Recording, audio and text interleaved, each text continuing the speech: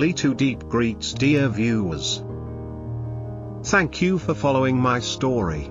From the first meeting after many days apart, Jame was very sad. Missed her very much, but he didn't know Tu Diep was losing her memory. No more memories with him. No more sweet hugs. But the truth before Jame's eyes was the scene of Tu Diep living happily with someone else. When she met him, she only greeted him like a normal person. Too heartbroken, Jame returned without a bit of hope. He was very tired, but Trang, his little secretary, was still by his side. She took care of Jame during this period. Will Jame still have hope with Tu Diep, or will he return to Trang? Today we will change this story right now. James arrived in the village on a rainy afternoon. The roads were slick with red mud, and the air was thick with the scent of wet leaves. Small houses with palm-thatched roofs leaned into the mist. Quiet and still. It was the kind of place the world forgot, a village so far from the city that no one cared about legacies, companies, or scandals. But James had come, following the last thread of hope he had left. A man named Kang had told him this was where she lived now. Tu Diep. He walked slowly down the mossy brick path, his black umbrella useless against the weight pressing on his chest. 30 days. That's how long it had been since she vanished from his life. No calls. No goodbyes. No trace. Just silence. But he hadn't stopped thinking about her. Not for a moment. And now, he stood in front of a small house at the end of the lane. His heart pounding like a man facing judgment. The door creaked open. There she was. Tu Diep stood in the doorway, holding a basket of vegetables. Her hair tied loosely behind her. She wore a simple beige sweater. No makeup. And yet she looked almost exactly the same, gentle, calm, radiant in her simplicity. But what broke James wasn't her appearance. It was her eyes. There was no recognition. "Hello," she said politely, like she was greeting a stranger. James froze. "Tu Diep. It's me, James." She tilted her head slightly, brows furrowed, then smiled faintly with confusion. "I'm sorry. Do I know you?" The words hit harder than any betrayal ever could. "You don't remember me?" he asked, voice trembling.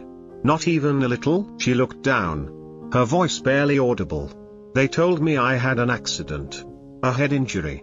I lost my memory. Everyone says you were someone important. But I don't feel anything when I hear your name. It's just empty." James's mouth went dry. His hands clenched at his sides. "And now?" she hesitated, then glanced back toward the house. "Now, I live here. With Kang. He was the one who found me. Took care of me when I didn't know who I was. He's kind. He doesn't expect me to remember the past. With him, I feel peaceful." A tall man stepped out from inside the house. Kang. His presence was calm, not threatening. He looked at James and gave a small nod. Not one of triumph, but of understanding. The kind of look shared between two men who had loved the same woman. But one had been chosen, and the other left behind. James's throat tightened. "So you've moved on," he said quietly. Tu Diep looked at him, and for a brief second, sadness flickered in her eyes. "I don't know what I've moved on from. I'm just here. This is all I have now." He couldn't say anything more. Instead, he pulled a small letter from his coat pocket and handed it to Kang.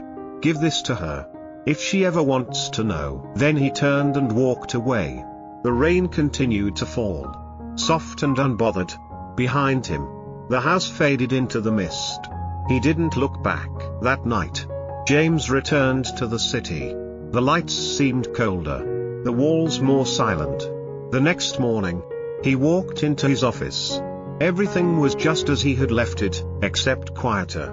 And in that quiet, Trang was still there, his assistant. The one who had seen him at his worst. Who never left even when the world turned its back on him. She looked up from her notes as he entered. Eyes filled with quiet worry but no questions. "She doesn't remember me," James said flatly, sitting down. "She has someone else now. And I don't think she needs to remember. Trang didn't respond immediately. She simply reached out, gently placing a warm cup of tea on his desk. Her silence was never awkward, it was understanding. For days, James buried himself in work. No longer searching. No longer waiting. And one evening, he called Trang into his office. She walked in, composed as always. He looked at her, really looked at her, at the steadiness in her eyes, the quiet strength in her every step. Trang, he said, you once told me you'd stay even if I lost everything. Do you still mean it? She didn't smile. She just nodded. He stepped closer. His voice was low, almost uncertain. Then will you stay with me? Not as my assistant. As someone more. Trang's lips trembled slightly. Her answer was not rushed. I've been waiting for you to ask that. For a long time. There was no dramatic kiss. No sweeping embrace. Just a quiet moment between two people who had seen each other through silence. Through storms. Through heartbreak. James would always remember Tu Diep. She would always be the first love. The dream. The memory that faded into the mist. But memories don't walk beside you when you fall. Memories don't bring you tea when you've forgotten to eat. And memories don't look at you with steady eyes when your whole world is burning. Trang was not a spark. She was a fire that never left. James didn't choose her because she was convenient.